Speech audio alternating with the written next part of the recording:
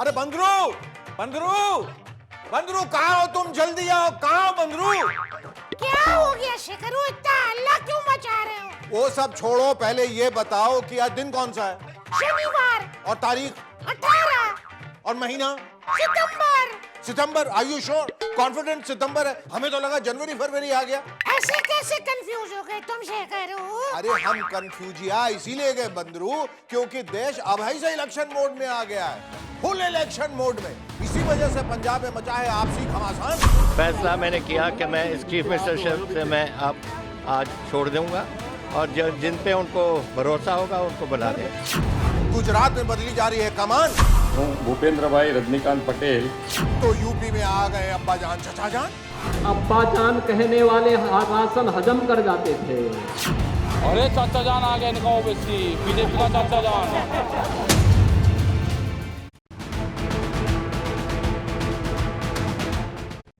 घोर संकट है, घोर संकट। देश के मुख्यमंत्रियों, आपके लिए घोर संकट का समय है। घोर नहीं बल्कि घनघोर। आप सबको सावधान रहना होगा, सावधान। Be careful, be very very very careful. लगता है कोरोना की तरह देश में अब सीएमओना नाम की बीमारी आ गई है जो सिर्फ मुख्यमंत्रियों को अपनी चपेट में ले रही है। सीएमओना, ये सब क्या बोल रहे हो शेखरू? सही बोल रहा हूं सीएमओना डार्लिंग। देख नहीं रहे हो इस सीएमओना बीमारी की चपेट में कितने मुख्यमंत्री आ चुके हैं? उत्तराखंड में दो मुख्यमंत्री विदा हो गए, त्रिवेंद्र सिंह रावत और तीरथ सिंह रावत। कर्नाटक में येदियुरप्पा चले गए। अभी कुछ दिन पहले गुजरात में विजय रूपाणी विदा हो गए और अब पंजाब में कैप्टन अमरिंदर सिंह इस सीएमओना की चपेट में आकर कैप्टन साहब भी अचानक विदा हो गए। मैंने कांग्रेस प्रेसिडेंट से बात की थी सुबह और मैंने उनको कह दिया था कि मैं इस्तीफा दे रहा हूं आज। और आई फील ह्यूमिलिएटेड। सिद्धू कुछ नहीं संभाल सका, मैं उसको चंगी तरह जानता हूं। अगर सिद्धू को फेस बनाया गया बिल्कुल for my sake of my country.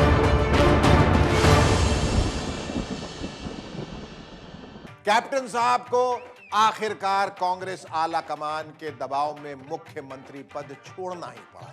उन्होंने राज्यपाल को इस्तीफा सौंप दिया।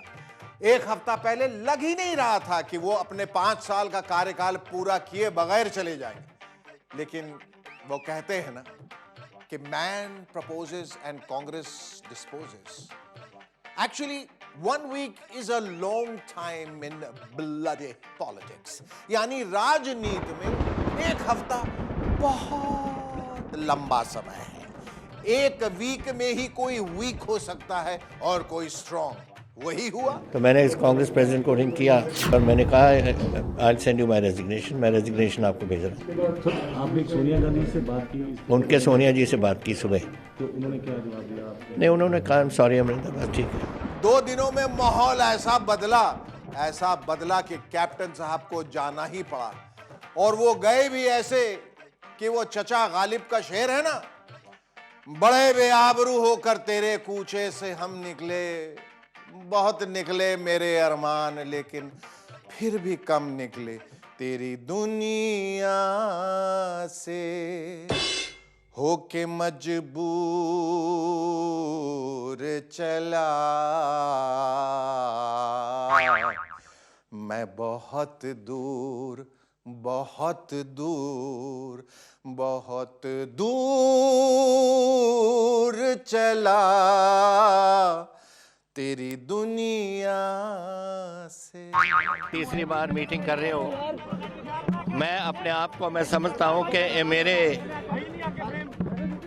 मेरे ऊपर कोई एलिमेंट ऑफ डाउट है कि मैं चला नहीं सका या कोई बात हुई, पर आई फील ह्यूमिलिएटेड और जिन पे उनको भरोसा होगा उनको बना दें। वैसे कप्तान साहब के साथ जो हुआ उसकी झलक तभी से मिलना शुरू हो गई थी जब उनके ना चाहने के बावजूद नवजोत सिंह सिद्धू को प्रदेश कांग्रेस कमेटी का अध्यक्ष बना दिया गया। तभी लग गया था कि अब कैप्टन साहब की ठोकोताली होने वाली है, यानी वो ज्यादा समय तक बैटिंग नहीं कर पाएंगे।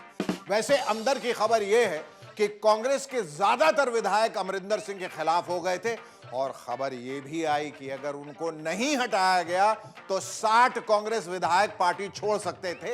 ऐसे में उनको पद छोड़ना ही पड़ा। यानी सब कुछ अचानक नहीं हुआ।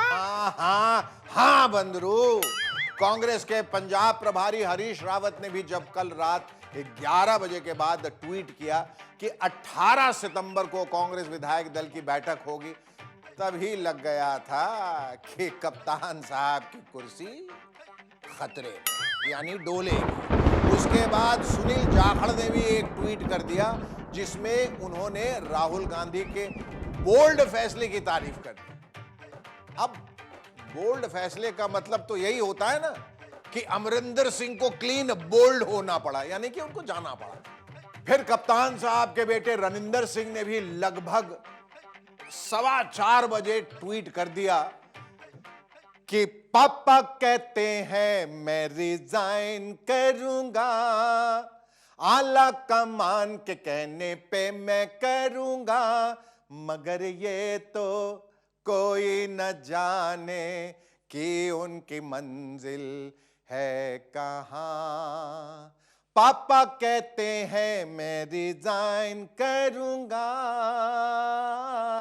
तो क्या आप कप्तान साहब कांग्रेस छोड़ देंगे? फिलहाल तो बंदरू ऐसा कुछ कैप्टन साहब ने कहा नहीं है। अभी तो वो यही कह रहे हैं कि मैं कांग्रेस में हूं। मैं कांग्रेस पार्टी में हूँ एंड मैं अपने साथियों के साथ बात करूंगा और फिर फ्यूचर कोर्स ऑफ पॉलिटिक्स हम डिसाइड करेंगे। आपने गौर फरमाया कप्तान साहब ने क्या कहा? गौर फरमाया, मैं कांग्रेस पार्टी में हूं, ये तो वो कह रहे हैं, लेकिन साथ में वो ये भी कह रहे हैं कि अपने साथियों से बात करके डिसाइड करूंगा। सुनिए, फिर से सुनिए। मैं कांग्रेस पार्टी में हूँ एंड मैं अपने साथियों के साथ बात करूंगा और फिर फ्यूचर कोर्स ऑफ पॉलिटिक्स हम डिसाइड करेंगे। यानी कप्तान साहब ने इशारों में कह दिया कि मैं अपनी अलग टीम बनाकर भी खेल सकता हूं। उन्होंने कह भी दिया है कि राजनीति में कोई एक परमानेंट ठिकाना नहीं होता, आदमी ठिकाना बदल भी सकता है। तो देखते हैं कि वो अपनी अलग टीम बनाकर खेलते हैं या फिर राजनीति के खेल से संन्यास ले लेते हैं। Sidhu is some sort of some magic word for Punjab. He is going to be a disaster. लेकिन अगर वो इसको फेस रखेंगे for chief minister of Punjab, I will oppose it, because ये नेशनल सिक्योरिटी का मसला है और मैं जानता हूँ कि ये पाकिस्तान के साथ कैसा है, इसकी उलझन है। सिद्धू तो बाजवे के साथ है, सिद्धू इमरान खान के साथ है और डेली मेरे पाकिस्तान अपने कश्मीर में मेरे जवान मारे जा रहे हैं। You think I am going to accept mister Sidhu as the face for Pakistan, जब 700 किलोमीटर का हमारा बॉर्डर है? फिलहाल हम तो यही कह सकते हैं कि हे कांग्रेसियों, आपस में लड़ने के बजाय बीजेपी से लड़ो, नहीं तो वही हो जाएगा, वही कांग्रेस मुक्त भारत। ये हम नहीं कह रहे, बीजेपी वाले कह रहे। इसलिए आपस में प्रेम करो कांग्रेसियों। हाँ।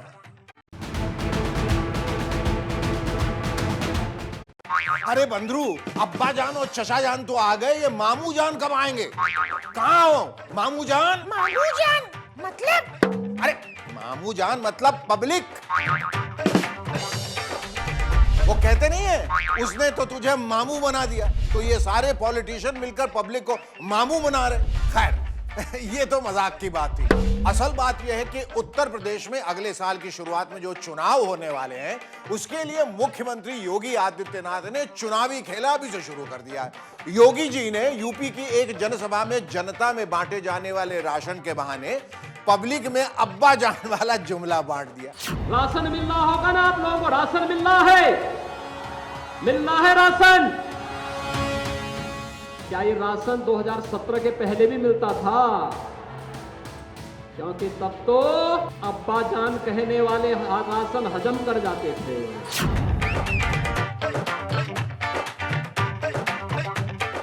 योगी जी ऐसा जुमला यानी ऐसी गुगली डालते हैं कि विरोधी टीम वाला बैट्समैन हड़बड़ा के गलत शॉट खेल बैठता है और लपका जाता है। इस बार भी वही हुआ, देखिए। सब लोग जानते हैं कि राशन सभी लोगों को मिलता था, हर समुदाय हर वर्ग के लोगों उसका लाभ उठाते थे, गरीब लोग उसका लाभ उठाते थे। तो ये सब बकवास है और मैं समझता हूँ कि अब उत्तर प्रदेश के लोग योगी के बकवास को समझने लगे हैं। लेकिन सारे बैट्समैन हवा में शॉट नहीं खेलते। कुछ ऐसे भी होते हैं जो गुगली पर चालाकी से सिंगल चुरा लेते हैं। किसान नेता राकेश टिकैत ने भी योगी जी की गुगली पे सिक्सर तो नहीं मारा, लेकिन हाँ सिंगल जरूर चुरा लिया। बीजेपी का चाचा जान आ चुका है उत्तर प्रदेश में। ओवैसी नाम का इनका चाचा जान है। ये सब ए और बी टीम है। इनकी चाल समझने की जरूरत है आपको।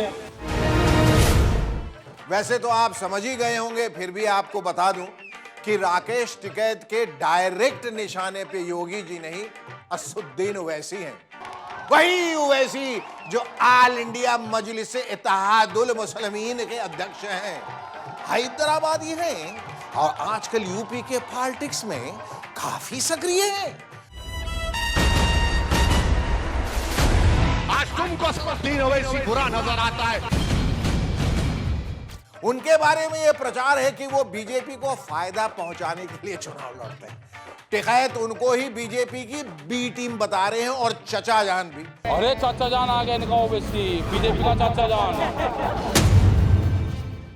दूसरे शब्दों में कहें तो सेक्युलर पार्टी के खेमे से मुसलमानों के वोट काटकर बीजेपी को लाभ पहुंचाने वाले। जाहिर है बड़ा विवादास्पद बयान है, इसलिए कई लोगों को मिर्ची लगी, ओवैसी की पार्टी वालों को भी और बीजेपी वालों को भी। राकेश टिकैत साहब, आप कितने बड़े सेकुलर हैं ये मुझसे और मेरे लोगों से बेहतर कोई नहीं जानता। ये भी शक है मुझे कि अभी भी बीजेपी के लिए काम कर रहे हैं आप। किसानों को धोखा दे रहे हैं, मुसलमानों को धोखा दे रहे हैं, सबको धोखा दे रहे हैं आप। टिकैत साहब जो है किसानों की आड़ में अपनी राजनीति कर रहे हैं और दूसरी पॉलिटिकल पार्टियों उनको ऑक्सीजन दे रहे हैं। खैर अपुन को क्या, अपुन तो यूपी में हो रही चुनावी बैटिंग और बॉलिंग का मजा ले। इसलिए अपुन का कहना है कि जब अब्बा जान आ गए, चचा जान आ गए, तो मामू जान क्यों नहीं आवेंगे। हो सकता है कि कोई नया स्पिनर मामू जान का जुमला उछाल दे। लेकिन ये स्पिन बॉलिंग हो क्यों रही है? वो बोले तो एक शब्द है ना, एक वर्ड है, पोलराइजेशन। ये सारी बॉलिंग बैटिंग पोलराइजेशन के लिए हो रही है। हर पार्टी की तरफ से जो अब्बा जान कर रहे हैं, वो चाहते हैं कि लोगों के बीच ये मैसेज जाए कि पहले वाली सरकारें मुसलमानों को फायदा पहुंचाती रही हैं, और जो चचा जान कर रहे हैं उन्हें डर है कि ओवैसी की वजह से कहीं मुसलमानों के वोट न बढ़ जाए। यानी है ये सब पोलराइजेशन का ही खेल, गेम ऑफ पोलराइजेशन का खेला। देखते हैं इस खेला में कौन जीतता है। क्रिकेट से ज्यादा मजा लोगों को इस पोलराइजेशन के खेला में ही आ रहा है, और हमको इस खेला का खोला यानी खोल उतारने में, यानी इसकी पोल खोलने में।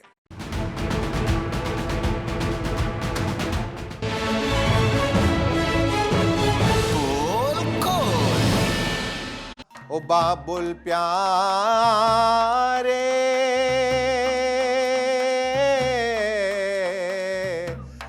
रोए बीजेपी हरदम, और निस दिन पार्टी बदलो तुम। ओ बाबुल प्यारे कहीं तो रुक जा रे। क्या रे? ये कौन सा गाना गा रहे हो शेखर? अरे ये मैं नहीं, बीजेपी वाले गा रहे हैं बाबुल सुप्रियो के लिए। बाबुल ने आज बीजेपी को टाटा बाय बाय कर दिया और टीएमसी को गले लगा लिया, यानी वो भी आज ममता की छांव में चले ही गए। From Didi and from Abhishek, I got a, I felt that there was a huge opportunity and trust and faith that was being entrusted upon me. আমি মমতা দিদি এবং অভিষেক যে দায়িত্ব আমাকে দিচ্ছেন বা দেবেন। बाबुल ने सबको कंफ्यूजिया दिया है, पता ही नहीं चल रहा कि वो हैं किसके बाबुल। शायद बाबुल ने बीजेपी का एक नया मतलब निकाला है, बदलो जल्दी पार्टी। अभी कुछ दिन पहले तक तो कह रहे थे कि मैं राजनीति छोड़ रहा हूं, और छोड़ने के कुछ दिन बाद ही आज फिर से पकड़ ली। अपने बचपन के प्यार को भी भूल गए। बचपन का प्यार? बचपन का प्यार मतलब बीजेपी को बाबुल बचपन का प्यार बताते थे, सुनिए तब ममता दीदी के बारे में क्या कहते थे बाबुल सुप्रियो। ममता दीदी और तृणमूल कांग्रेस को बंगाल से हटाना और पब्लिक मनी जहाँ पे रहती है उससे दूर करना, ये तो सबसे बड़ा चैलेंज है। कल तक जो ममता दीदी को हटाने की बात कर रहे थे, सुनिए आज क्या कह रहे हैं। मुझे ऐसा नहीं लगता है कि ममता दीदी को बाबुल सुप्रियो के प्रचार की कोई जरूरत है, लेकिन जो हमें पार्टी कहेगी आगे के दिनों में हम वही करेंगे। আমি দিদিকেও মিট করছি সোমবারে, হোল হার্টেডলি এই অপরচুনিটিটা to work for Bengal which is what Didi told me, what Abhishek told me. I am completely wholeheartedly with that. यानी बीजेपी को अपनी ममता देने के बजाय वो खुद आज ममता की छांव में चले गए, ममता दीदी की छत्र छाया में। बेचारे बाबुल जी को समाज सेवा करने की ऐसी तड़प है कि पॉलिटिक्स से दूर रहा ही नहीं जाता, जैसे मछलियां पानी के बगैर नहीं रह सकती। और पॉलिटिक्स के रिश्तों में तो कुछ भी हो सकता है। जो बाबुल आज किसी का है, कल किसी और का भी हो सकता है कि नहीं दादा?